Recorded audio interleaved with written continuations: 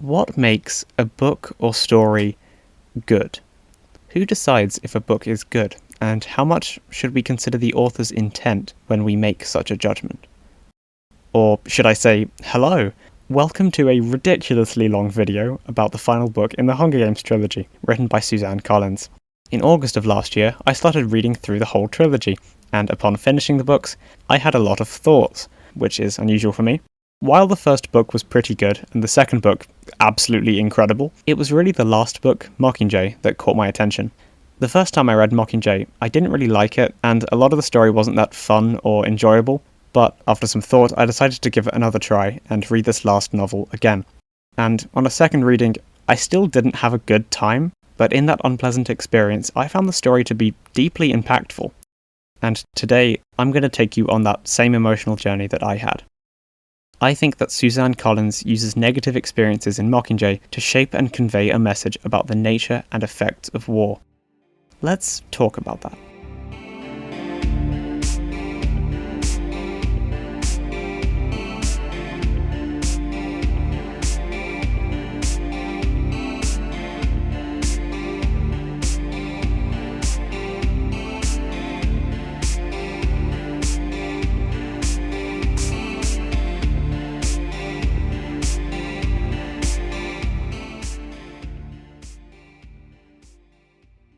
I first tried reading the Hunger Games trilogy when I was about 10, but I only ended up reading the first book.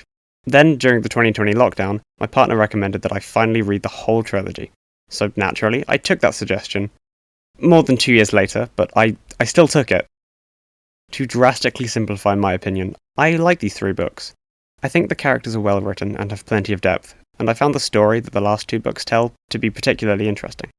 However, I think that the final installment, Mockingjay, has the most I can discuss, but to get there, I'll briefly talk about the first 2 books, and what I feel made them so good. So, let's begin. The Hunger Games trilogy is set in a dystopian future in which the wealthy capital cruelly reigns over the nation of Panem. This nation is made up of the capital and 12 districts, with each district existing at slightly different levels of poverty and being annually forced to send 2 children to compete in the Hunger Games. God, that was a long sentence.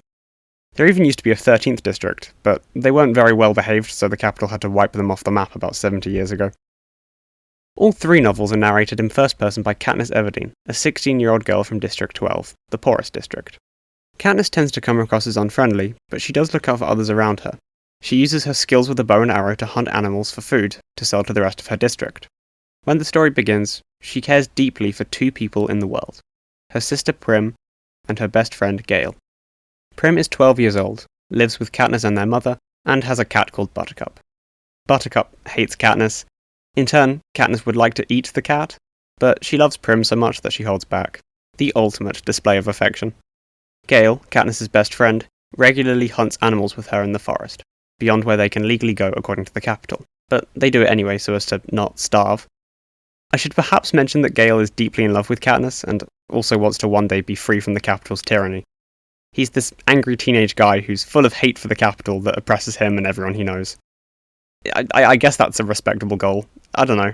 Maybe that's fair? So, Squishy Girl and Angry Boy are the 2 characters important to Katniss at the beginning of the story. Soon the Hunger Games come around, the annual capital entertainment event in which 24 randomly selected children fight in an arena until only one of them is left alive. When Prim is called to compete, Katniss volunteers in her place to keep her safe, even though it is understood that children from District 12 have almost no chance to survive, a fact made abundantly clear when we soon meet Haymitch. Haymitch is the only living Hunger Games victor from District 12, and each year he mentors the 2 tributes from his district, only to watch them be killed in the games. Maybe that's part of the reason he drinks so much all of the time. Haymitch is also my favourite character, by the way. As well, we meet Peter, the other district from Tribute 12. As well, we meet Peter, the other tribute from 12 this year. Funnily enough, Peter is also in love with Katniss. Hang on a second. Okay, no. Peter is genuinely a great character. He desperately does not want to become someone he isn't during these games, hoping that even if he is killed, he can die the same person he has always been. He's only ever wanted a peaceful existence with those he cares about. However, his love for Katniss soon forms an essential part of their survivability in the games. If they appear to be in love with each other on camera, The capital citizens will root for their survival and may even sponsor them, allowing Haymitch to send them gifts while they're in the arena. Hence, throughout the first 2 books, Katniss and Peeta have to play up their love for each other, all while Katniss tries to decide if she loves him for real, or if she loves Gale, or if she's currently too busy to worry about who she's into. Another person we should talk about is President Snow, the leader of the capital. He's a malicious guy wanting full, unquestioned reign over all districts, and he enforces the Hunger Games to keep these districts in subjugation. He's not a nice person, and he'll only become more relevant and terrifying the further into these books we get.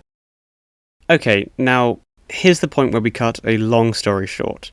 Katniss and Peeta both survive a long time in the arena, and eventually there's an announcement that there can be 2 victors this year if they are from the same district. This is actually a lie that the capital tells, so they can see a finale with the 2 star-crossed lovers, in which Katniss and Peeta are forced to decide who gets to go home. You'll notice that this trick, along with practically every trick the capital pulls ever, will primarily inflict psychological damage on its victims. This is a pattern that will continue throughout the trilogy, underscoring how malevolent President Snow truly is. In the end, though, Katniss and Peeta force the capital to let them both live by simultaneously putting poisonous berries in their mouths, presenting the ultimatum of 2 victors or no victor. This is an iconic moment in the trilogy, but since the final act of the story has been building up to a confrontation with an enemy tribute that doesn't end up amounting to much, this is something of an anticlimax. Katniss's troubles do not end here. Haymitch warns her that her stunt with the berries was open defiance of the capital, undermining its power. The district people now look to her bravery and start their own uprisings in each district. And as we enter Catching Fire, the second book in the series, a full revolution against the capital is just beginning. I think now's a good time to mention that I'm not considering the author Suzanne Collins in this discussion just yet. I initially went into this trilogy without any knowledge about Collins, so I'm going to wait until later on to talk about her. I know that in my A-level English class this would have been considered a crime, but I just never found talking about a story's context all that interesting. I'm sorry, Mr. Jeffrey, but those texts just weren't that interesting. Catching Fire opens about 6 months after the first book ended, with President Snow now personally visiting Katniss's new house. She, along with her mother, Prim, and Buttercup the cat, now live in the part of 12 reserved only for Hunger Games victors, and it's here that she finds Snow waiting for her after a day of hunting. He ominously lets her know that her actions have caused uprisings in other districts. He demands that she act like she defied the capital because she supposedly loves Peeta, not that Snow believes her yet, and not out of any ill will toward the capital.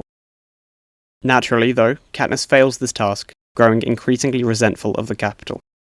Snow responds by organising this year's Hunger Games to only have tributes chosen from the pool of previous Hunger Games victors, the people who are supposed to be safe from the games now. Katniss is forced into another Hunger Games, and when Haymitch is selected at first, Peeta volunteers in his place. In the capital, Katniss gets to meet Plutarch, the head game maker who plans and controls everything that happens in this year's Hunger Games. Interestingly, he shows Katniss his new watch, one that has the image of a mockingjay on it. What the heck is a mockingjay? I'm glad you asked. A mockingjay is a kind of fictional creature called a mutation. Mutations, or mutts for short, are creatures created by the capital, usually to inflict further psychological damage on people. For example, in the first book, Katniss finds some trackerjackers in the arena, these being big bees with venom that can cause frightening hallucinations in small doses and just death in larger doses. There were also the jabberjays once, birds that could listen to conversations and accurately repeat them back to the capital, allowing for easy, subtle spying on district people. Katniss recounts the story that these birds ended up mating with mockingbirds instead of fulfilling their purpose, creating mockingjays which could replicate music perfectly. This was an example of a capital scheme backfiring, so it's natural that it's now become the symbol of this new rebellion. Hence, when Plutarch the head game maker shows Katniss a mockingjay image, he's really saying that he's on her side. That seems pretty helpful. To once again cut a long and excellent story far too short, Katniss meets some new tributes, or older victors, and enters the arena. We are introduced to some major characters, including Finnick, an amazing character and highly attractive victor from District 4, someone many capital citizens lust after. He can go through 4 or 5 partners in his annual visit to the capital, Katniss remarks, although we later learn that this isn't by choice. As well as Finnick, we meet Joanna, a sour girl from District 7 who despises Katniss, and Beetee, a tech genius from District 3 who constantly carries a coil of wire around the arena with him. These 3 team up with Katniss and Peeta, sticking together throughout these games. After enough time though, we realise that most of the tributes are trying to keep Katniss and Peeta alive. This is so that they can break out of the arena and fully start the revolution. All the while, there are some tributes like Inabaria, the woman from District 2, who are still trying to kill everyone. After a climactic sequence in which Katniss figures out some of the plan, the force field around the arena is destroyed, and Haymitch and Plutarch come to rescue them all in a hovercraft. They save Katniss, Finnick, and Beetee, but the capital reach Peeta and Joanna first and imprison them. The book ends with Katniss and co. on their way to District 13, which wasn't actually destroyed, and had instead gone underground in a big bunker, preparing for years for a war against the capital. Oh, and Gale joins them to let Katniss know that the capital obliterated District 12 with firebombs. Only a few hundred people made it to the safety of District 13, thankfully including Katniss' sister Prim and their mother. Right, now we're all caught up in case you've never read those books. There was a lot of content I had to cut out, sadly. Catching Fire particularly is a great read, but we're here today to talk about Mockingjay, the final book in the trilogy. To wrap this section up, I want to go through a couple of the things that I feel made these first 2 books so good. First of all, despite all the many dark things that happen in these stories, Suzanne Collins does a good job of maintaining a hopeful tone. Katniss always has some goal to work for, whether it's the possibility of seeing her family again after the first games, or her desire to keep Peeta alive during the second games. Collins never lets the characters dwell too long on a hopeless situation, which keeps the books from causing heartache. Secondly, Catching Fire reverses the events and structure of the first book to illustrate the power and intent of the rebellion. What do I mean by that? Well, here are some examples. In the first book, Katniss spends 2/3 of the novel in the games, whereas only the final third of Catching Fire is spent in the arena. In front of the capital crowds in Book 1, Katniss acts loving and happy, blowing kisses to the audience to gain their favour, whereas in Book 2, she acts cold toward them to display her hatred of being back for another Hunger Games. But most importantly, the anticlimax of the first book is reversed to be a hugely climactic moment in which Katniss herself acts in full defiance of the capital, aware of her actions and their consequences, and purposefully fighting back. This gives her agency and power, and it makes us, the readers, root for her success, rather than just reading for the exciting action like the capital citizens, who watch the games for entertainment. In this way, these 2 books are each improved by the existence of the other. They are mirror images of one another. I thought the structure was an interesting and powerful storytelling tool, and I wish I could talk more about it without this video getting even longer than it already is. And so, going into the Hunger Games Mockingjay, I wondered how Suzanne Collins might expand on this structure in her finale. And when I first read Mockingjay, well, I was disappointed. There was no satisfying conclusion to this narrative structure and exciting story. There was just an empty and horrifying ending. So, let's get right into it, shall we?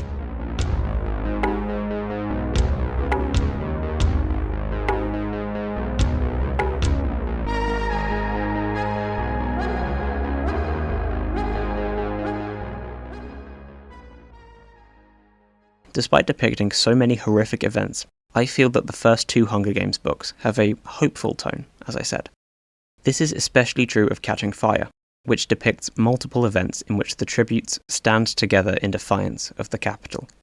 And this serves to demonstrate that the characters are beginning to look forward to a better world, free from President Snow and his power in the capital. For perhaps one of the first times in her life, Katniss is able to hope for a brighter future, even if she thinks for the latter part of the second book that she won't be a part of it. In the Quarterquell arena, she even thinks about Peeta's children being able to grow up and live their own lives after he has survived the Hunger Games without her. But where the first 2 books are hopeful for a better tomorrow, the Hunger Games Mockingjay is entirely devoid of such hope. While those books opened with Katniss somewhere comfortable, either her home or the woods, This final book opens with her standing alone in the ashes of District 12, her hometown having now been burned to the ground. And this, of course, sets a distinct tone for the finale of the trilogy, a tone that will not let up even until the final pages. Now, with this in mind, let's get caught up with the first half of the book. The premise of this final novel is that the districts are now in a full-on war against the capital.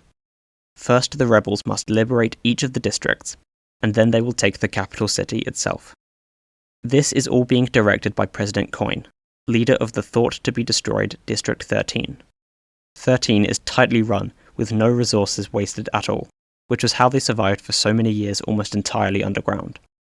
Everybody wears grey uniforms and has a strict schedule to stick to each day, along with living in bland underground compartments.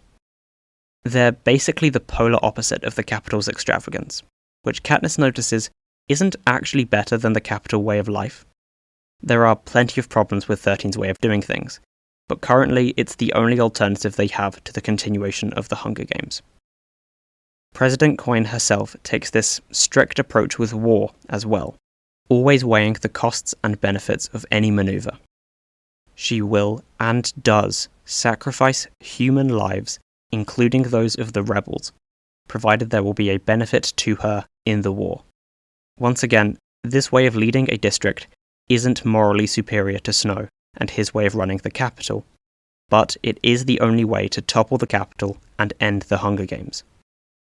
Working with her is Plutarch, the head game maker for the Quarterquell, who was a major part of Catching Fire, as we mentioned, and who has a particular approach to the war effort, one that ends up dominating most of the story. He plans the Airtime Assault, which involves waves of rebel propaganda spots, or propos, in the form of short televised segments including Katniss, Gale, and Finnick. BT will use his technological expertise to break into the capital's television network and air these propos all around the country. They'll serve to unite the rebels in all districts, fighting for Katniss as the Mockingjay, the symbol of their rebellion, and thus increasing morale in the war. Personally, I feel that the story starts off quite strong. Katniss is uncomfortable in her lack of freedom in 13, quite strongly dislikes M.O.O.N and her strict rules, and doesn't like the responsibility that is being pushed on her. In her own eyes, Katniss is just a teenage girl who is good with a bow, not some pillar of morals, virtue, and strength for everyone to look to in a time of war. So, in exchange for being the rebellion's symbolic Mockingjay, Katniss makes some demands, including that Prim's cat Buttercup, whom she just rescued from 12, be fed and allowed to stay, that Katniss personally gets to kill Snow at the end of the war, and that Peter, Joanna, Annie, and all other victors are granted immunity from any punishment for what they might do during the war. M.O.O.N reluctantly agrees with these points, except for the part about Snow. On that point, M.O.O.N is thrilled by Katniss's hatred. You may have noticed that I mentioned a new name just then. Annie. Annie is a victor from District 4, who was mentioned briefly in Catching Fire. She's constantly struggling with mental damage from her games, and she's also the girl Finnick is in love with. She was initially chosen for the recent Quarterquell, but that was when an older woman volunteered in her place. Upon noticing this, you kind of realise again how sadistic the capital is, clearly orchestrating this, intending to get two couples together in the arena. But now, Annie has also been captured by the capital, along with Peter and Joanna. I should also mention the state of the citizens of District 12.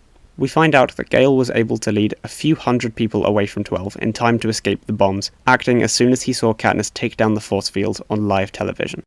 Katniss and Gale's families, along with many other families, were rescued by 13 and all taken in. Peter's family never made it to safety.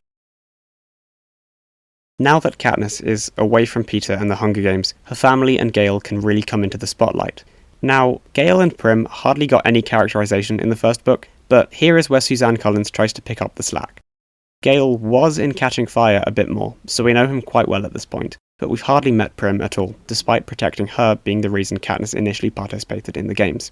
So throughout this book, Prim appears several times, allowing for a lot of genuinely touching moments.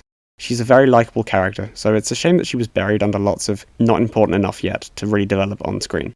I say on screen, but kind of like in front of Katniss's eyes. Prim joins the staff at 13th Hospital and trains to become a doctor in the future.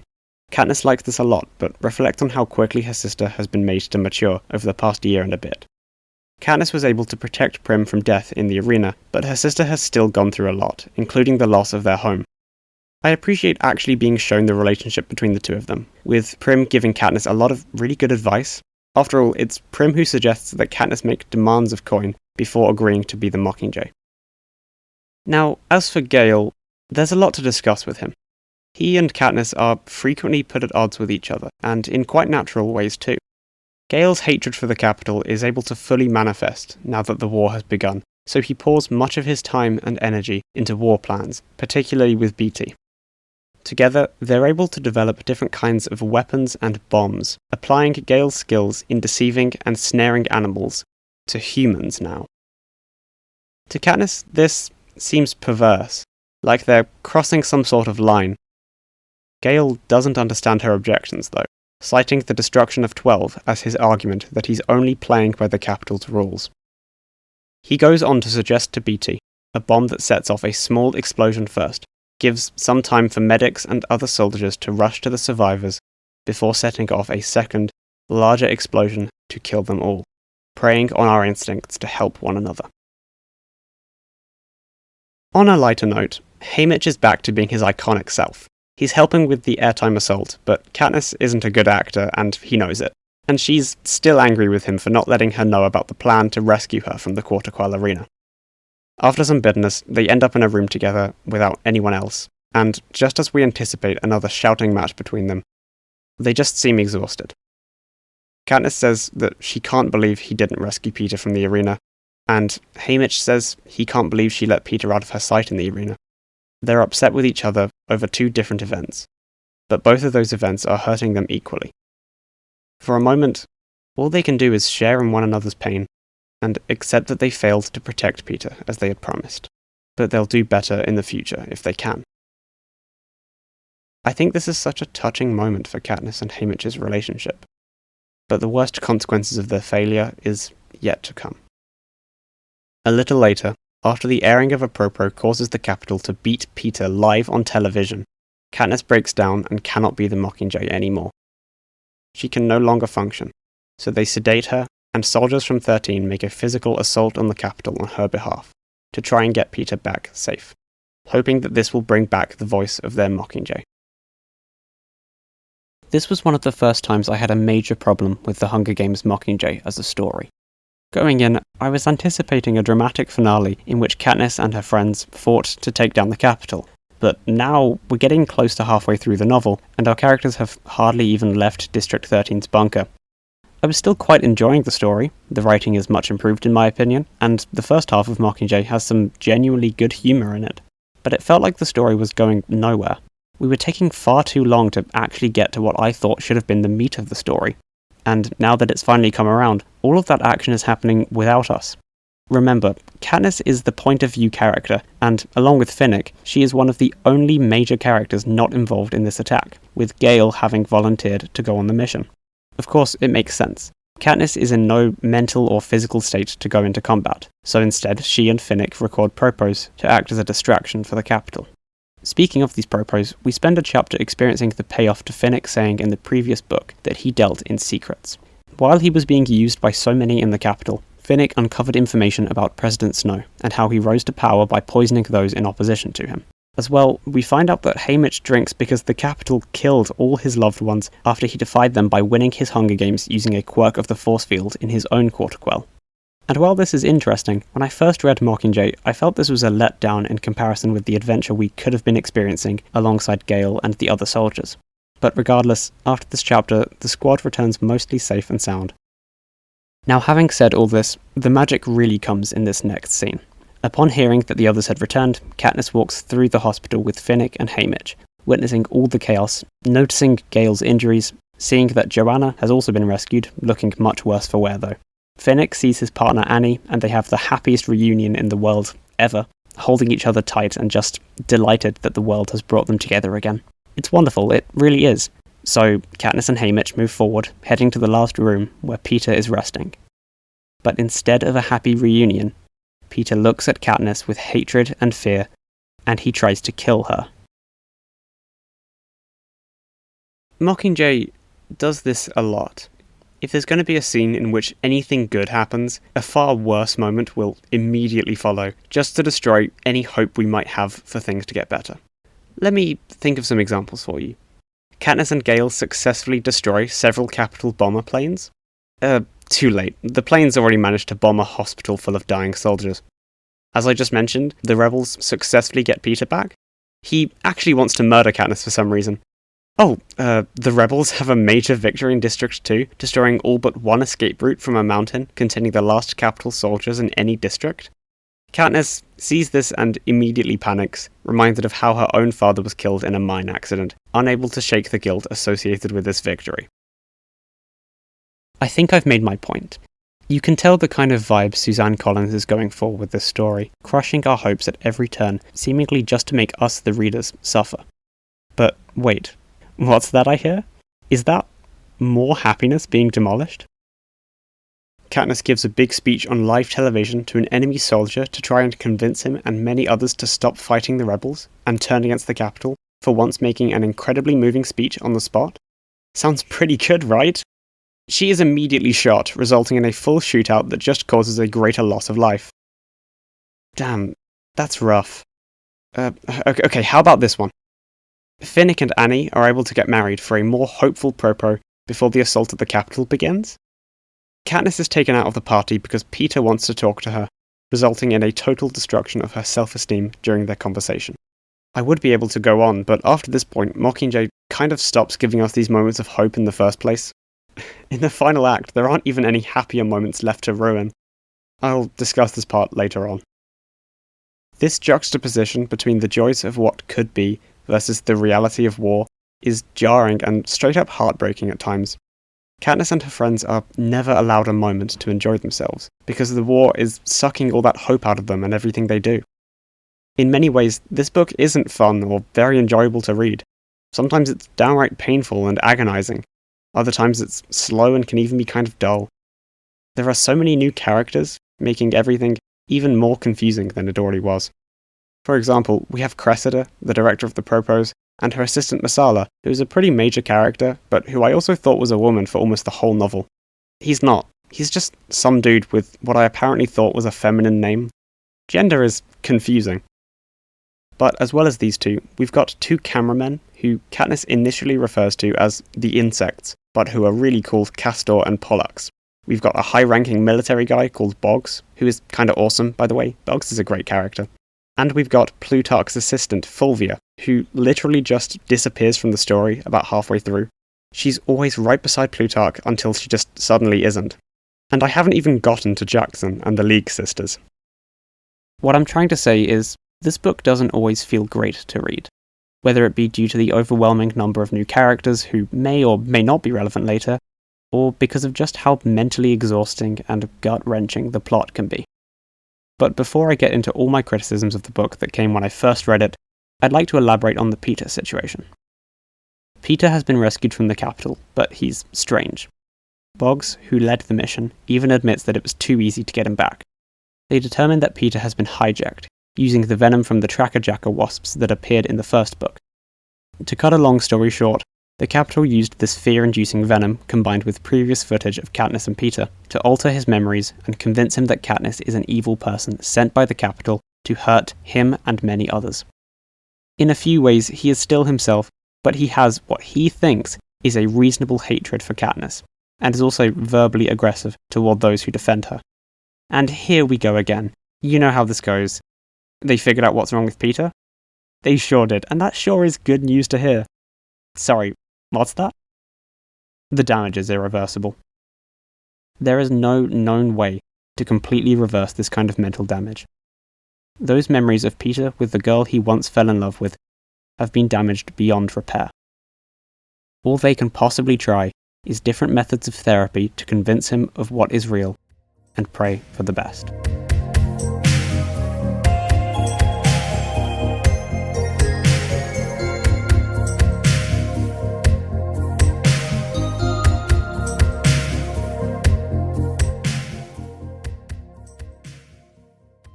That is what this story does to you. It takes everything you have grown to love over the course of the first 2 books, it looks you in the eyes, and it tears them all to shreds. Katniss and Haymitch are left devastated over their broken Peter.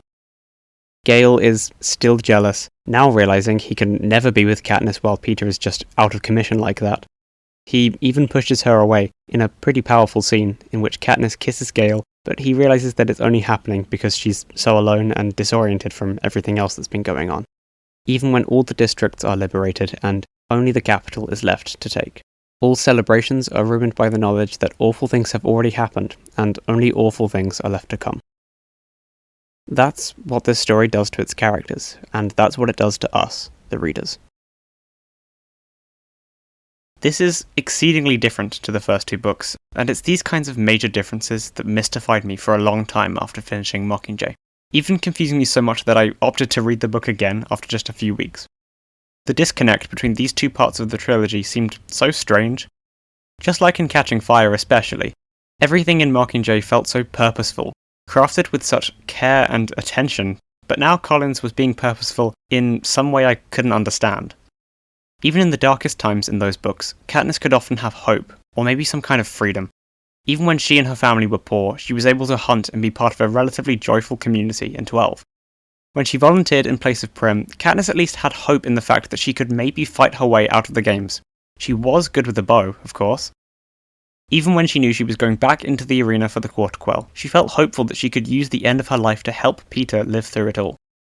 And on a larger scale, there was always hope for that revolution, that one day they might all be free from the capital's grasp, and live without fear of the Hunger Games. Coco is barking a lot outdoors.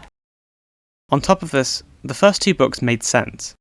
There are setups, like Plutarch showing Katniss his watch with the rebellion symbol, or like Beetee pointing out the weak spot in the force field. And then, there are payoffs, like the Quarter Quell arena being a clock, and like Katniss shooting an arrow into the weak spot. Just like with so many good stories, if something seemed mysterious, it was later explained in a way that made the whole story make more sense.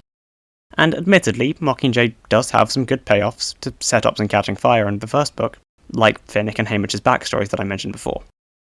Having said that, this final book also contains plenty of setups that don't really get paid off at any point as far as I can tell.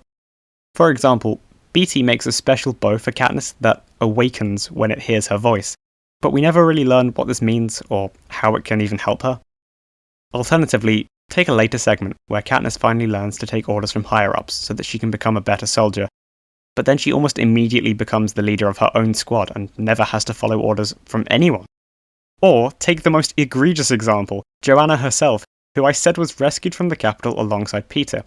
She's a pretty major character at this point, who later goes through a lot of training alongside Katniss, only to fail on their final test, and not make it as a soldier.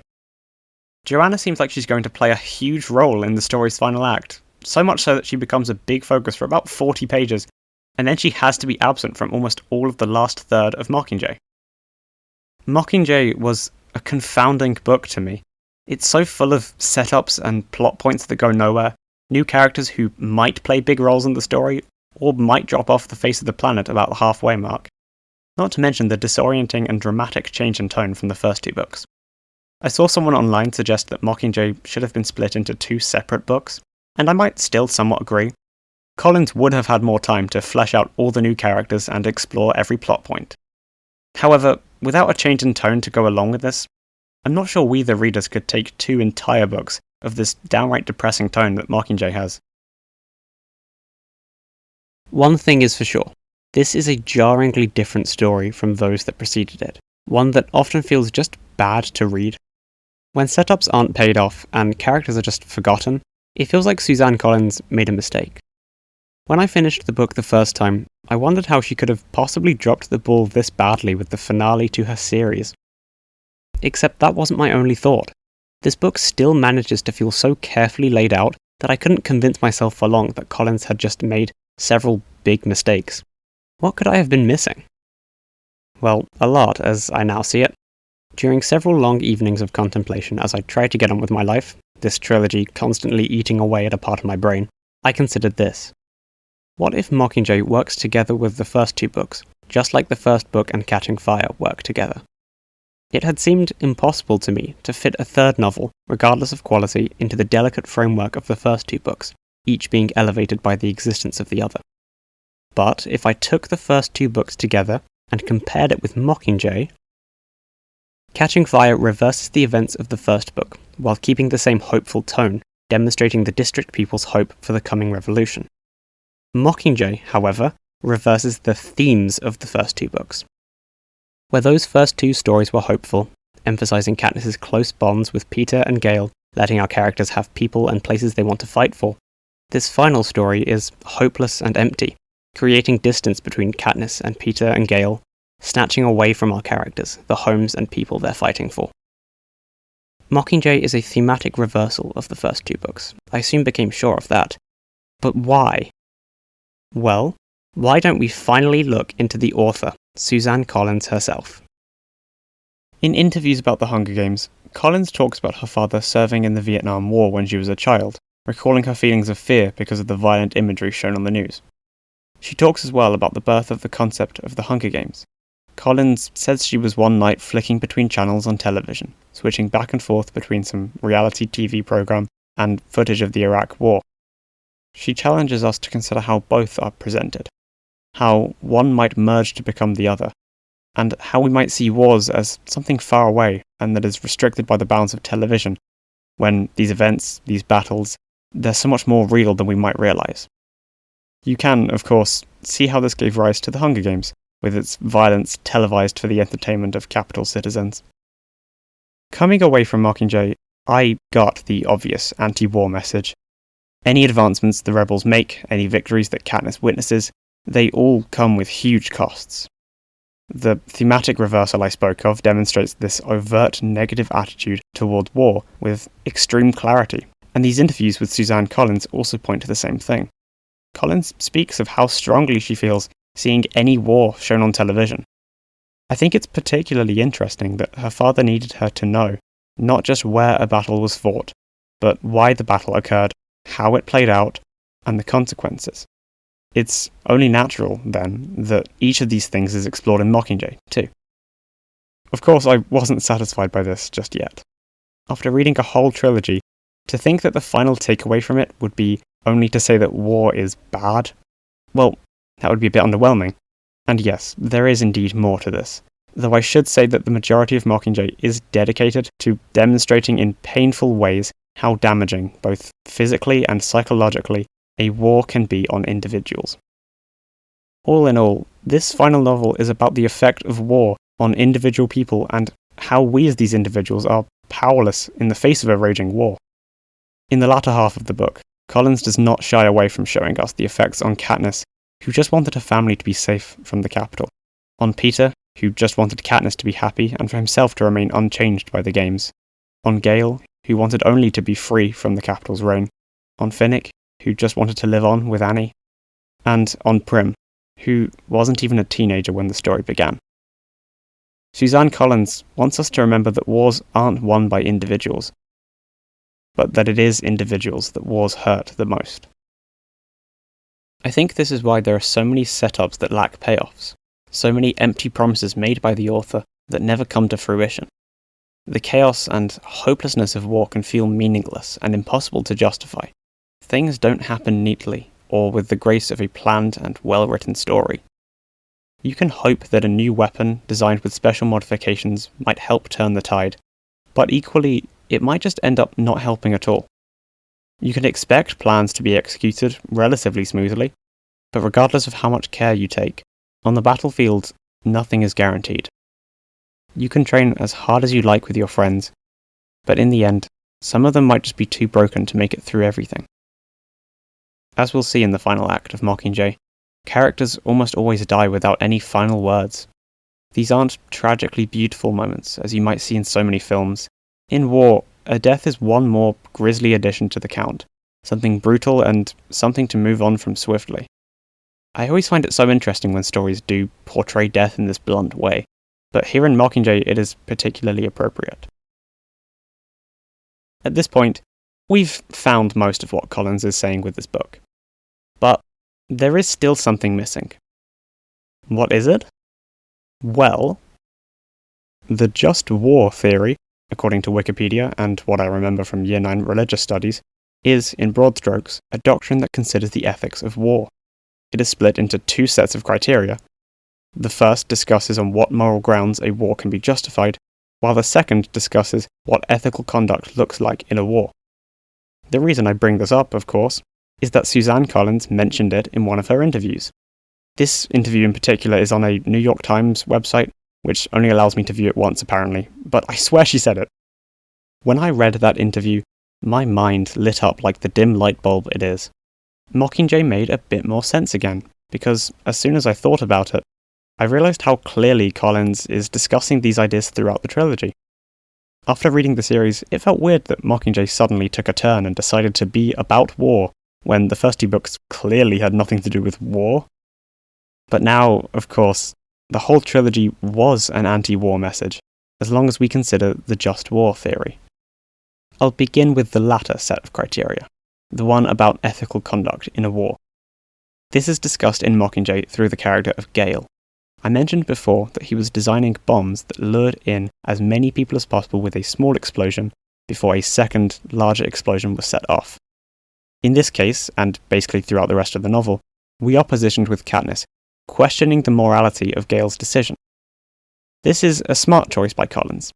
Rather than trying to tackle the ethics of decisions made by an entire faction in a war, she focuses in on one character's choices and beliefs, along with how this character influences and affects others around him. Through this contrast between Katniss and Gale's beliefs, Collins asks us to consider what we think constitutes ethical and moral behaviour in a war. Under circumstances in which it is considered acceptable to kill other human beings, what then can we call immoral? Collins explores this through Katniss, having her go out of her way to try and prevent bloodshed as much as she can. This includes throwing herself out in the open just before a shootout to try and convince everyone to lay down their weapons in unity. Now let's look at the first set of criteria, the one regarding the moral justifications for a war. According again to Wikipedia, as awful as war is, we have to consider the idea that war may not always be the absolute worst choice available. Plenty of wars are fought to prevent even worse cruelties. In some cases, war is indeed the lesser of two evils. I think we can all agree that an annual event in which 24 children fight to the death for our entertainment, along with the malicious capital that enforces this, are almost certainly justification enough for a war. That much is clear thanks to the first two books. However, Collins points out one thing immediately. Regardless of how justified it is, a war is never good. Even if the war absolutely needed to happen, it will never be pretty or satisfying or good for anybody. When we say that war is the lesser of two evils, we see that it definitely is an evil in Mockingjay. So great an evil that we are forced to ask ourselves, is it really the lesser of the two? Even when the Hunger Games were still going, Katniss had hope. Many of the district people found ways to be happy with their own little communities, and while the Hunger Games were awful, they only came round once a year. In those other months, perhaps some people could even forget about the games for a few happier days in a year. But the revolution has started now, immediately resulting in thousands of people in District 12 being killed. Thousands more lives are lost taking back the other districts. We read these horrendous events, sense the pain and hopelessness felt by all the characters, and we're forced to wonder, is this really the better option? With all these lives irrevocably destroyed, was this really the necessary course of action? By the time Mockingjay begins, it's too late.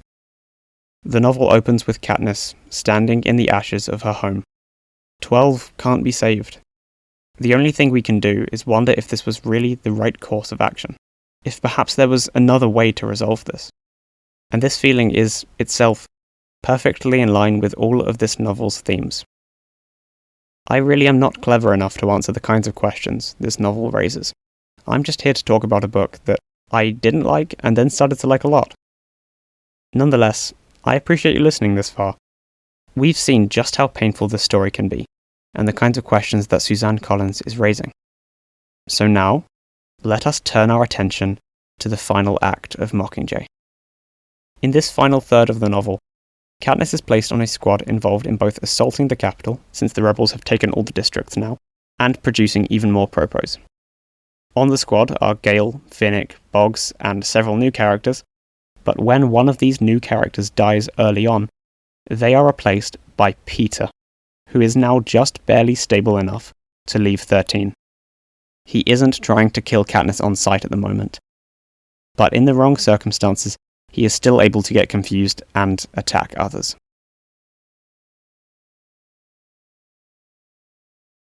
At this point in the story, it's clear the rebels are probably going to win the war.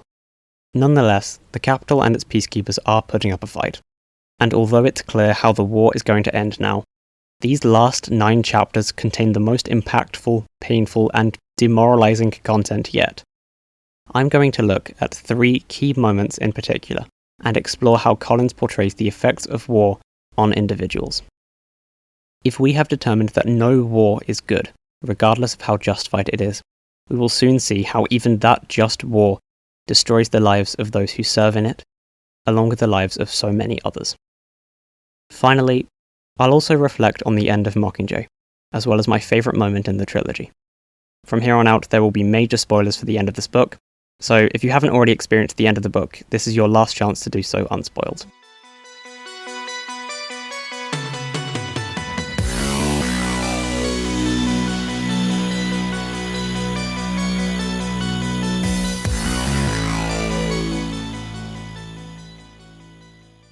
To reiterate something I said earlier, perhaps the first 2/3 of the novel were the slightly hopeful parts of the story, with the final third here only to destroy that hope of a better future for our characters. And to be honest, I love this final third. The final act begins with Katniss and the rest of the squad deactivating capital traps on camera to make more propos. I should note that the capital is full of these traps, called pods, that resemble the kinds of traps used in the Hunger Games arenas. In the outer city, citizens have been evacuated, and these pods have now been activated to defend the capital. I should also mention some of the others in the squad. Boggs is the commander, with his second-in-command a woman named Jackson. Other minor characters in the group are a woman called League, and men called Mitchell and Holmes. And, as I mentioned, Gale and Finnick came along, later to be joined by Peter, his inclusion subtly indicating that President Coin thinks the best thing Katniss could do for the war is give the rebels a martyr to fight for. Katniss is potentially in danger from her own allies now. So we're not off to the best of starts, but as you likely expect by now, it only gets worse. Plutarch, having some insider information, has given the squad a map of the pods, but it's incomplete, so it isn't even that useful. They can tell where some of the pods are going to be, but they also have to be aware of potential unmarked pods, including the landmine that almost immediately goes off under Boggs' feet. And so, the nightmare begins. In the ensuing chaos, the capital sends a black mist into the street to suffocate them, so Katniss helps carry Boggs, who is barely clinging to life, into a nearby house. But this is when Peter is sent into a homicidal rage and tries to kill her. She escapes his grasp, leading Peter instead to push Mitchell into another pod, one that traps Mitchell in a net of barbed wire. Big yikes there. All the others make it inside the house though. From here, with his dying breath, Boggs gives commands of the mission over to Katniss, also giving her his holo, a holographic map that can also function as a bomb in case the person with it were to be captured. Jackson, his second-in-command, is outraged at this, so Katniss makes up a story that she was sent personally by Coin into the capital to assassinate Snow, which she actually was secretly planning to slip away and do anyway. Once the story is accepted, Katniss now has responsibility for the lives of the squad and the 4 camera crew who came along with her. I should also mention that Boggs gives Katniss 4 final commands, kind of his dying wishes, and she doesn't really follow them. He says, don't trust them, don't go back, kill Peter, nice, and do what you came to do. I mean, the first one is a bit ambiguous, the second and fourth ones kind of mean the same thing, as in, he knew Katniss wanted personally to kill Snow, she did say it at the start of the novel after all, but Boggs is saying that he trusts her the most. And the third one is a bit, well, killing Peter isn't really ideal, but clearly Boggs! But clearly Boggs thinks it's the only way to keep Coin from winning here. Something I'd like to add here is that I initially thought killing Peter was being presented as unambiguously the right and necessary choice for the success of the mission. However, I now prefer to see this as another example of things not being clear-cut in war, with even trusted people making decisions that just aren't necessarily correct. It's chaotic and uncertain, and to reflect this, not every plot point that Collins creates goes anywhere. Either way, Katniss refuses to kill Peter, but she does begin to lead the mission. Uncertainly at first, but gaining confidence.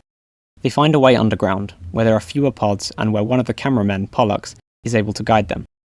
He had previously lived in the capital as an Avox, someone that has been captured and had their tongue removed so that they become a slave and can only follow orders.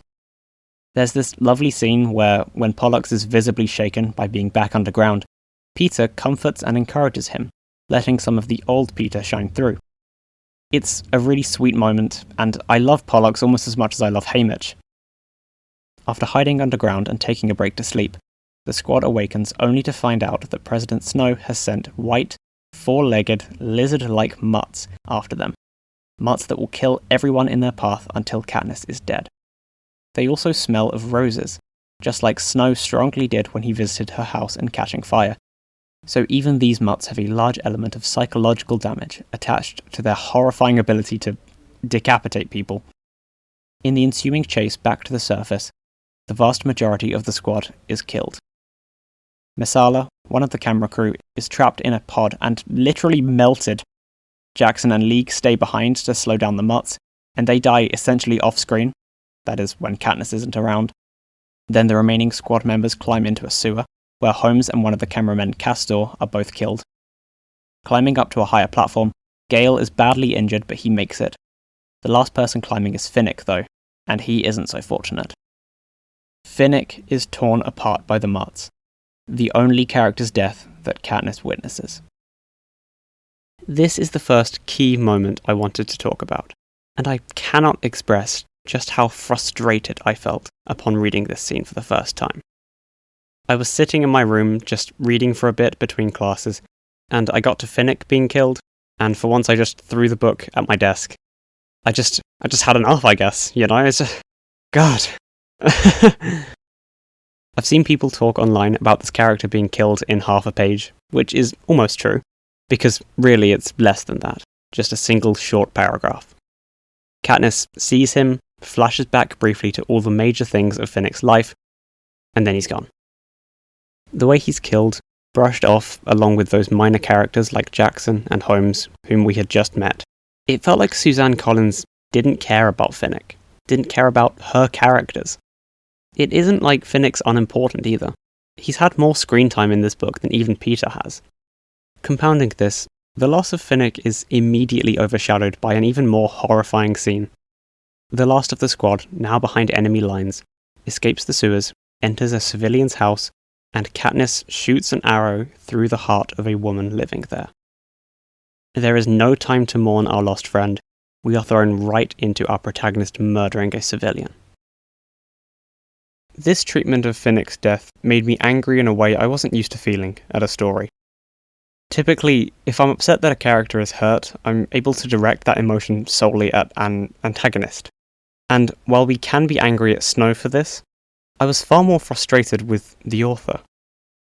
But is this really, author negligence? No, of course not. You've gone this far, you know what this is about now.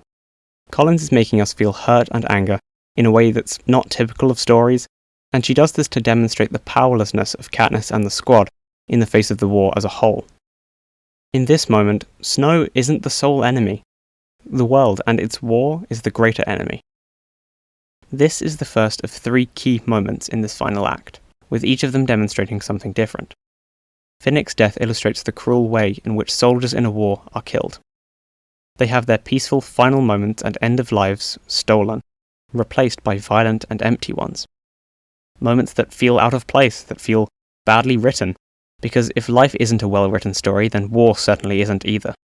And so, Collins casts aside any typical kinds of character deaths, emphasizing the desperate tone of the final act, and demonstrating the effects of war on the soldiers who fight in it. As a reader, this isn't entertaining. It's kind of devastating. Moving forward, we can see the effects on the soldiers who made it. Katniss, being the one who led them all further into the city, bears responsibility for the deaths in her squad, in the camera crew, and the death of a civilian. And we, by all accounts, expect this to tear her apart inside, just as it would have done in the previous books or even earlier in this one. But she doesn't let it, instead keeping herself from reflecting on those events until they are next safe.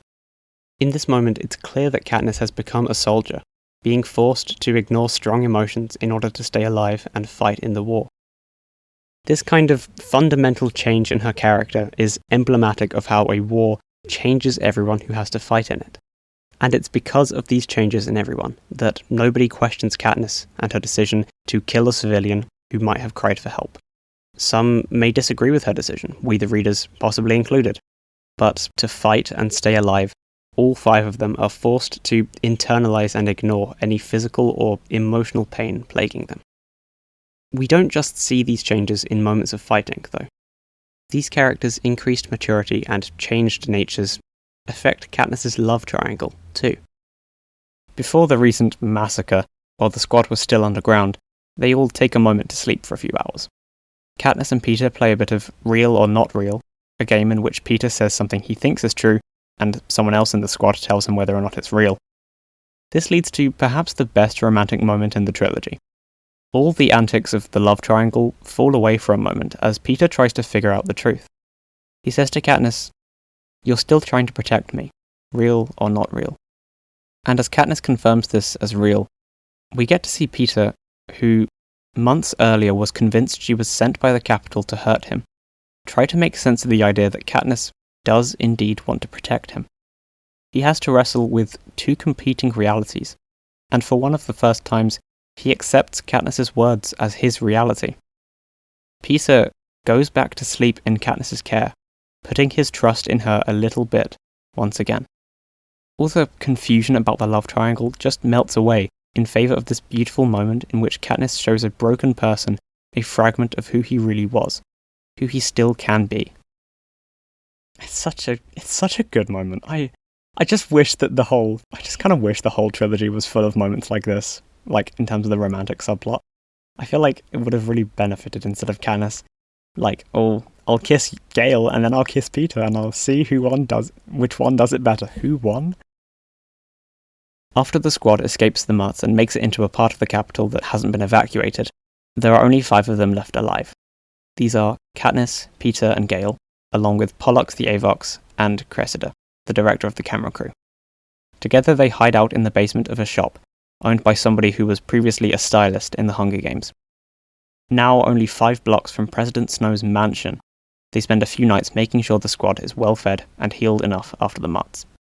And it's here that we get another great moment for the romantic subplot. While he thinks Katniss is asleep, Gale talks with Peter for the first time ever in the series. They discuss how they think Katniss will decide which one of them she wants to be with. And I think the fact that they're discussing it together without Katniss's input shows more maturity than ever before in the trilogy. Suzanne Collins really subverts the expectations of her own love triangle in the best way, and it solidifies the idea from earlier that they can't afford to mess around anymore with Katniss kissing each of them whenever she wants to. I think this was absolutely the most tasteful direction to take this kind of romantic setup, and it really caught me by surprise. It's a perfect way to handle the love triangle, and it demonstrates how these characters have been forced to mature in the face of this war. But with the romantic subplot dealt with, we now get to see this newfound maturity and strength as soldiers pushed to its limits in the climactic moments of Mockingjay. This next segment is one of my favourite parts of the trilogy, so let me explain what's going on and how it all plays out. Katniss and the squad cannot stay long in the shop, as peacekeepers are now going door to door assigning refugees new homes, and so the group is forced to press onwards towards Snow's mansion at the city circle. The streets are now flooded with refugees also headed for the mansion. As well as this, the other rebels have caught up with them, and are now shooting peacekeepers in the crowd. This does mean that quite a few refugees are being killed too, but Katniss and co have no choice but to disguise themselves as refugees and blend in for the last stretch. Katniss and Gale especially have to hide their distinctive bows so they are later forced to attack 2 peacekeepers and take their guns. Outside, the temperatures are low, the visibility even lower, and to defend against the advancing rebels, the capitals are activating some of the pods in the streets, killing peacekeepers, rebels, and refugees alike. Inside, the squad agrees to split up, with Cressida and Pollux leading the way, Katniss and Gale following from a distance, and Peter leaving last. He's now gained the group's trust to the point where Gale gives Peter his Nightlock pill, a drug that everyone but Peter has that will kill them upon consumption in case they're captured. Gale makes this choice on the grounds that Katniss can shoot him if he alone gets caught. And if he gets caught, Katniss will definitely shoot him. I'm sure she can manage that. Soon enough, they're ready to leave the shop and brave the cold, snowy outdoors. Many of the refugees, including young children, are underdressed for the weather. It's here, at the beginning of the second key moment, that we see the effects of war on non-combatants, such as refugees, but we will see that even clearer later on. And so, once Cressida and Pollux have set off, the climactic rush to Snow's mansion begins. Katniss and Gale brave the capital's streets together. Once outside, they immediately lose sight of Cressida and Pollux in the crowd and low visibility. They also never see Peter, so the two are entirely on their own. Ahead of them at an intersection, the capital sets off a pod, releasing a huge burst of steam that boils everyone there alive. Katniss stumbles across piles of pink flesh and fires her gun at anyone coming toward her in the dim street. The next intersection lets out a bright purple light that turns crowds of rebels, peacekeepers, and refugees inside out. Along the next block, the ground begins to bend inward, tipping the crowd into a dark abyss below. And this time, Katniss and Gale are in the danger zone. Katniss just about makes it to the intersection, clinging to its icy ledge, but Gale is left hanging from the doorknob of a locked door. Katniss shoots the lock, letting Gale swing inward, only for him to be grabbed by peacekeepers. He mouths something to her, but she doesn't realize until he's out of sight that he asked her to shoot him. Gale is now gone, certain to be hijacked or killed, and Katniss's only hope is to kill Snow before any of that happens. It takes all of her resolve not to crumble, not to just stay there and cry her heart out, but Katniss forces her feet to move onward to the city circle, and finally she makes it, forcing her way into a dense mob of refugees, hoping to be rehomed. Even here, right on Snow's doorstep, there is still gunfire, battles still being fought. Right at the doors of Snow's mansion is a group of children, that he is using for his own protection. Katniss pushes through the crowd, moving toward the mansion, only to notice a capital hovercraft overhead, dropping silver parachutes to the children. The same kind of parachutes initially used to signify a gift from sponsors in the Hunger Games. The children clutch them, only for many of the gifts to explode in a fiery mess. The rebel forces send in medics from 13, including Katniss's younger sister Prim. Katniss has no idea why her sister, as a doctor in training, is being put on the front lines, but she rushes out to meet Prim. And she almost gets there before the second round of explosions. The remaining parachutes deliver a second, much larger explosion. The firebombs badly burn Katniss, but they annihilate Prim. The war is over. The rebels have won. They are free from the Hunger Games, but at a huge personal cost.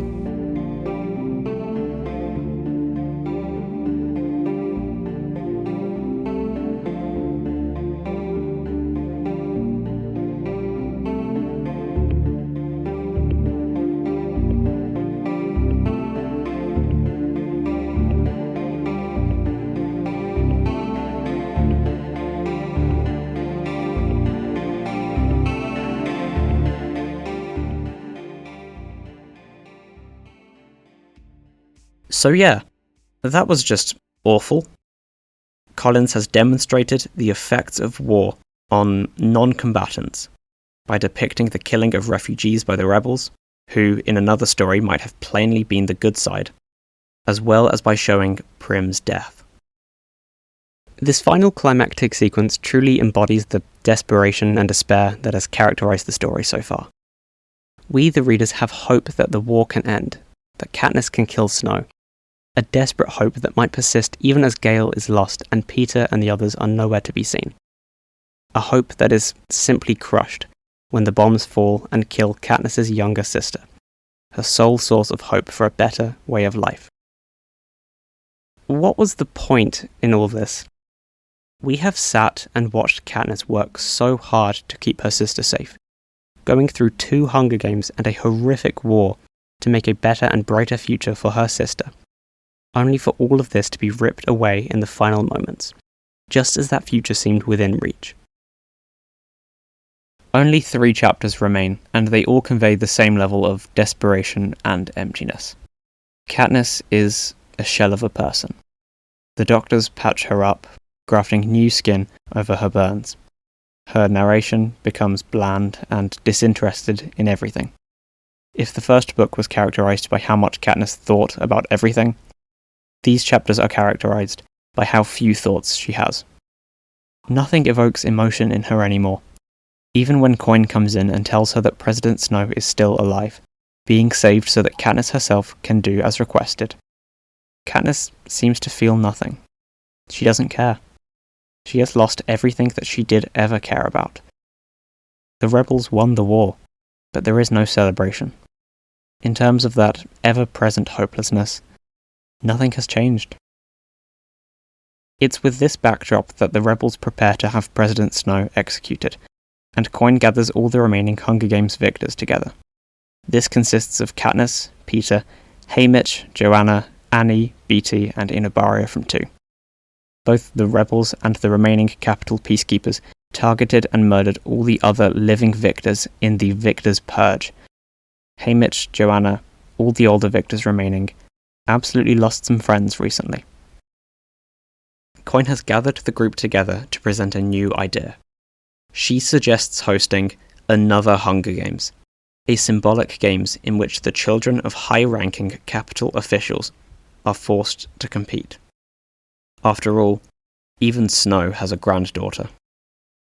And now, President Coin has the victors each cast a vote on whether this should go ahead.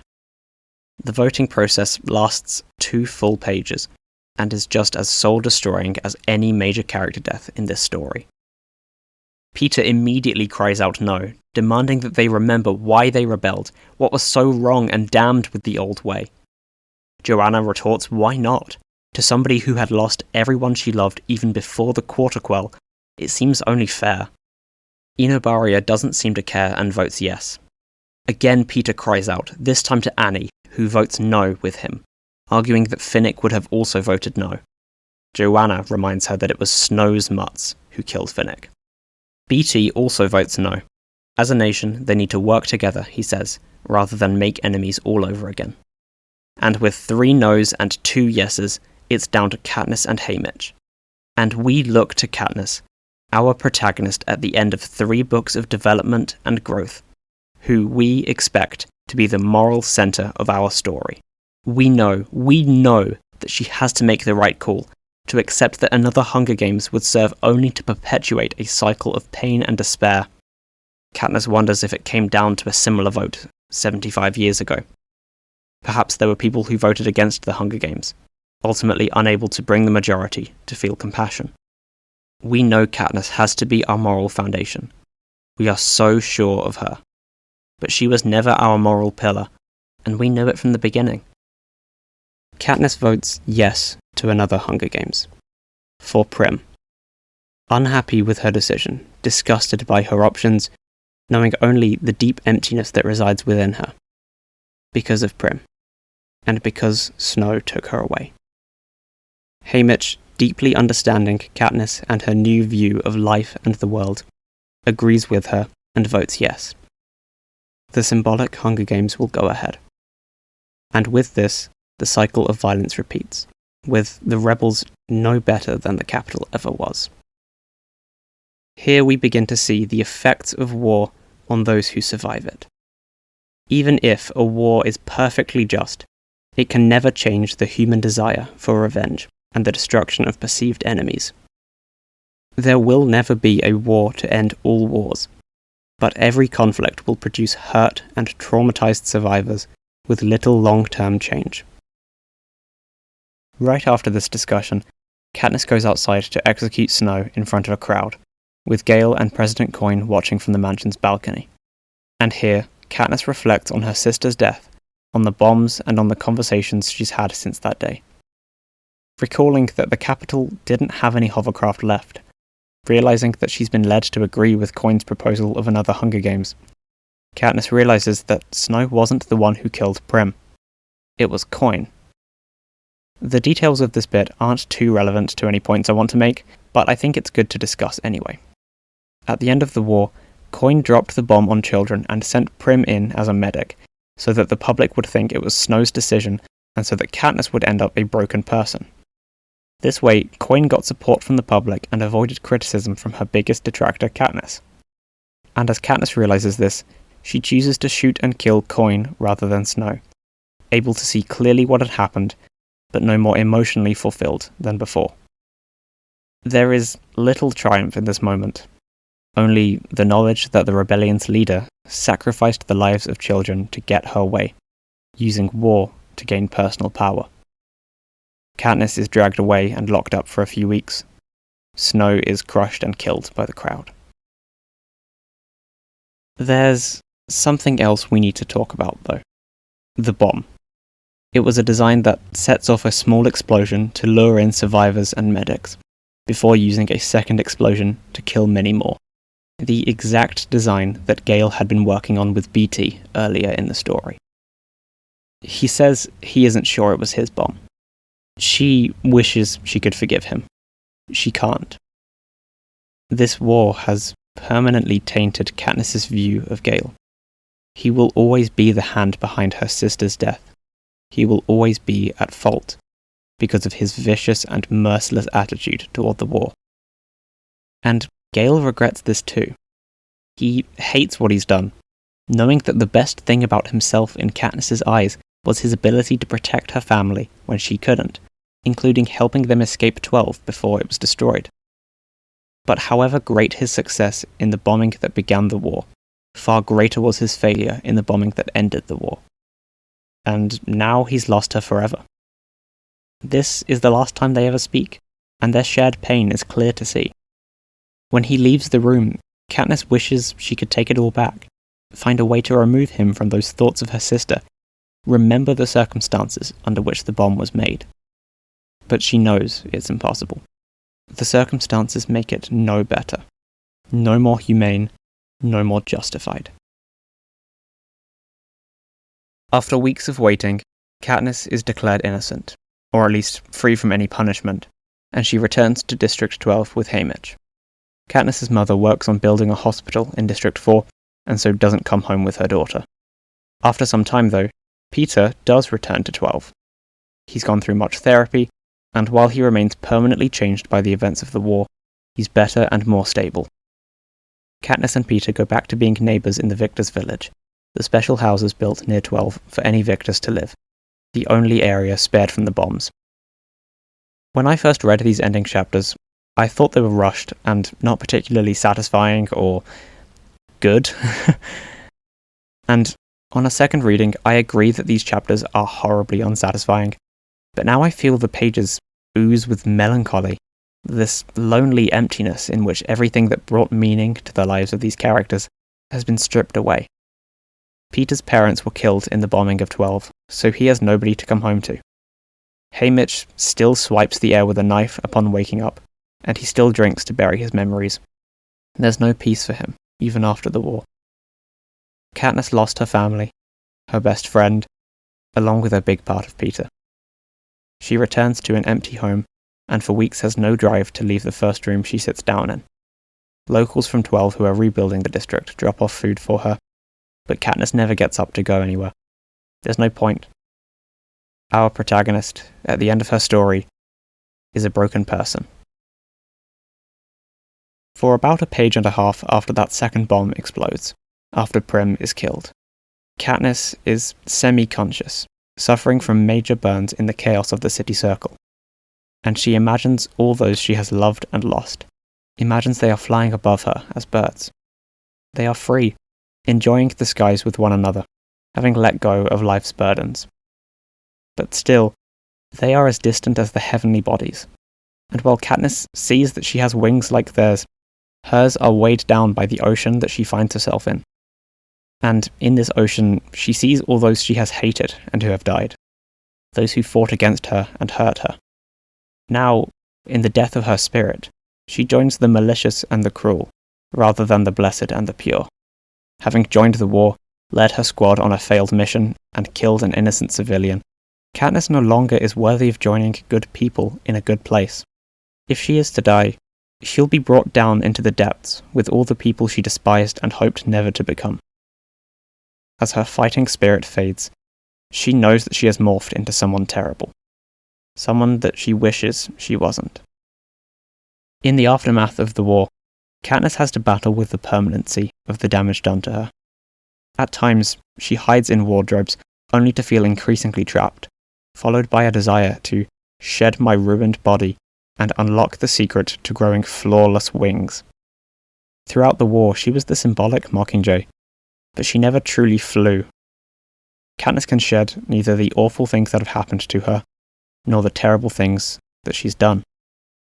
Before her last public appearance, Snow's execution, Katniss meets her Capitol prep team again, the group who dressed her up nicely in the preparation for the Hunger Games. And for the first time in the trilogy, these professionals are unable to make Katniss beautiful again. Though they've never failed before, on this day, they just can't do it. All of these moments come together to create this startling and horrific image of our main character, destroyed beyond repair. She is only superficially alive. In reality, her prep team were dressing up a lifeless shell. Katniss can never go back to how she was before, can never take back her actions, will never see Gale or so many others the same way again. The effects of war on individual soldiers is either the tragic and early loss of their life, or a far slower and more drawn-out kind of death. The death of the soul. For what feels like a really long time, there's no soul to the story. Katniss has nothing to do, no reason to go on living or to die. So all she does is exist. After some time, she goes to the forest and sits on the rock where she and Gale used to sit after a day hunting. The rock is full of loss. Gale is gone, working a fancy job in District 2, and, as Katniss jealously admits to herself, probably kissing another pair of lips. In spite of everything that has happened, she still feels jealous that Gale could be with someone else, could have rebuilt his life. And this seems to make Katniss feel emptier, and like something is deeply wrong with her. But we can't choose how we feel, or how we experience the world in these moments. These emotions are beautifully complex, impossible for Katniss to understand. And now, it all feels so wrong. This should have been the happy ending to the trilogy, the one where they're all free from the Hunger Games and can rebuild their lives peacefully. But at this point, is there anything left to rebuild with? All the love and hope Katniss harbored has been brushed away and turned to dust. How can you rebuild from that? There are arguments that the just war theory should include considerations for people rebuilding and recovering after a war. Suzanne Collins, for 3 of the most powerful chapters in her trilogy, has shown us exactly why. It can't end there, though. With our characters broken and empty, we can't be left with simply the thought that nothing ever got better. Because, even after trauma, people can make recoveries and take back control of their lives. At one point during the war, Katniss entertained many people from 13 in the bunker by playing with Prim's cat Buttercup, whom she rescued from 12 at the start of the novel. Katniss does this because she thinks it's funny to be cruel to a creature who hates her so much, but everyone else finds it cute for some reason. It restores morale.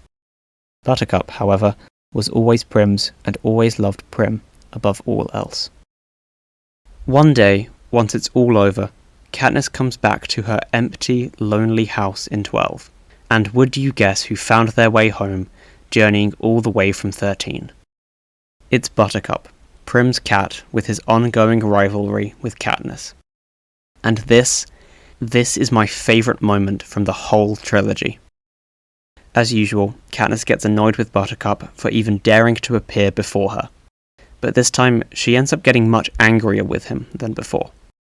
Katniss throws a pillow at him and shouts about how Prim isn't here, that Buttercup wasted a trip.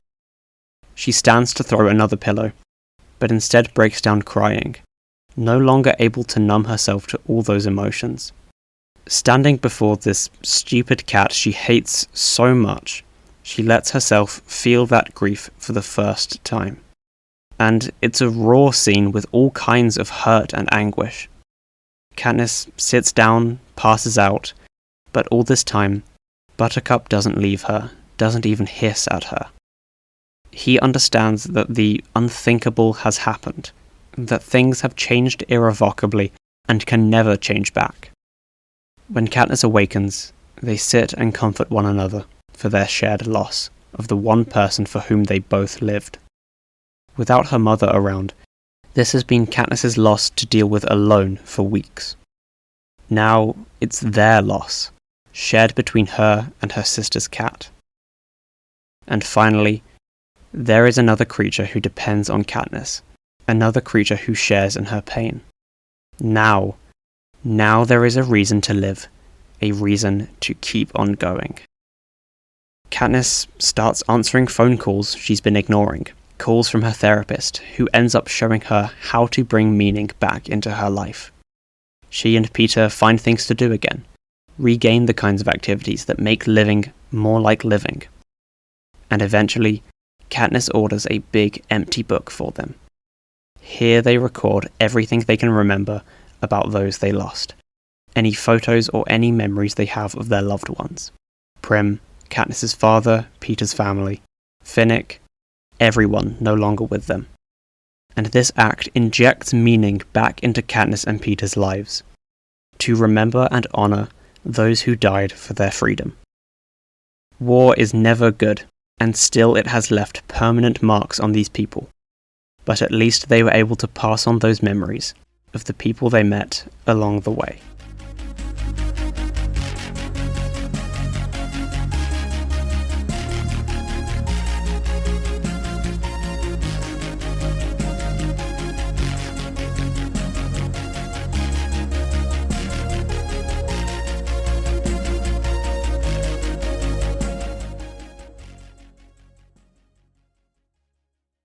Any choice is right as long as it's willed. That's the truth of the matter.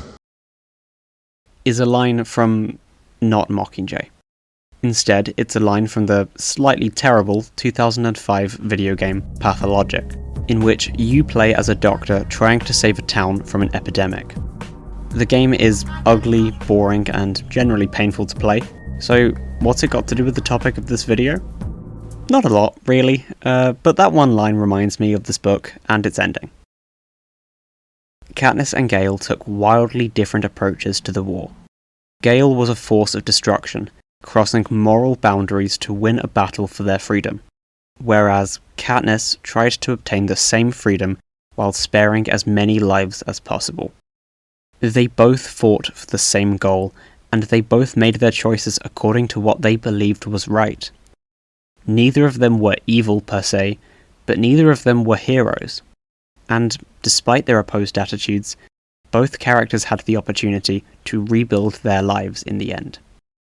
Any choice is right, as long as it's willed. Perhaps a flawed philosophy, but one that applies to equally flawed characters. Now, there's Peter to discuss as well. In the final moments of the final chapter, he asks Katniss if she loves him, and she does. They've both recovered enough to be able to support one another for the rest of their lives. They still have nightmares, and they still remember all the pain, but there's meaning in what they do now. Where Gale symbolizes destruction and hatred, Peter symbolizes rebirth and new life. I know that the latter part of this video has been a bit of a downer. Editing these bits of the script has just reminded me of how horrible this ending feels, but I'd like to take a moment to consider a more hopeful perspective, especially in regards to Peter. It is up to your interpretation how much of himself and his memories he salvaged, but I think he never fully recovered, that those memories of him and Katniss from the first 2 books are irrevocably damaged. However, even with that interpretation, Joanna presents an alternative perspective on Peter just past the book's halfway point. She points out that, well, everyone's changed. Nobody is exactly the same person they were prior to the war, and naturally that includes Peter. They've all been through a lot, they're all different now, and the best thing to do is accept that change, learn from it, and live in acceptance of it. Peter said in the first book that he didn't want to become someone he wasn't, and despite all that change, he didn't. There are several moments when Peter sounds like his normal self, even during the assault of the Capitol. Katniss says once in her narration that she knows Peter is in there, that she just needs to lead him out. All the characters changed permanently due to the war, but fundamentally they still retained who they were. And to me, this is an important part of the story. As well, though it's unclear if the nation is in a better state now, they at least accomplished their goal. Katniss remarks in an epilogue that there are no more Hunger Games, and although it isn't explicitly mentioned, the symbolic Hunger Games likely never went ahead due to Quine's death. Now, is the Hunger Games Mockingjay a good book? Well, perhaps I'm not qualified to make such a broad judgment, but I'll try to answer that question by making a comparison with a similarly painful story. Pathologic. See, I didn't bring it up for no reason. As I already mentioned, this game is extremely boring, slow-paced, and frustrating. But I think these qualities were purposefully crafted for the kind of story being told. Pathologic follows 3 doctors struggling to protect people from a disease, whilst also having to wrangle with the town's politics, strange culture, and occasionally violent citizens. Okay.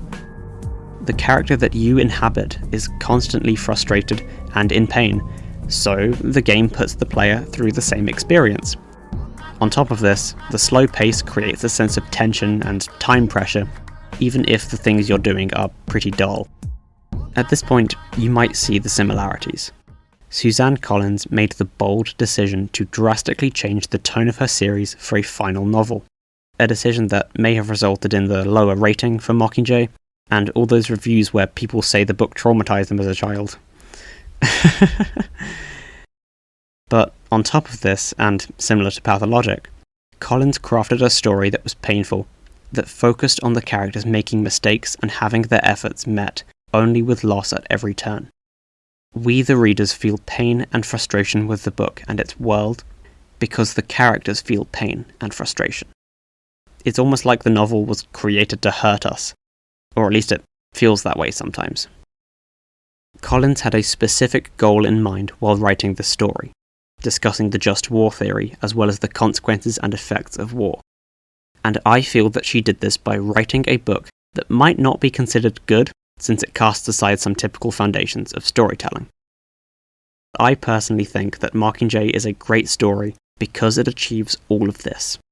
Suzanne Collins used negative experiences, that is, an actual lack of enjoyment in reading some parts of the book, to further her message about war, and I think that's pretty interesting. That's what I wanted to tell you about today. I wanted to talk about how powerful this story was for me. So, thanks for sticking around to hear my thoughts. It really means a lot. And now that this essay is finally over, I can stop finding bits in the script where I misspelled Katniss's name as Cantis. It happened far more than you'd hope.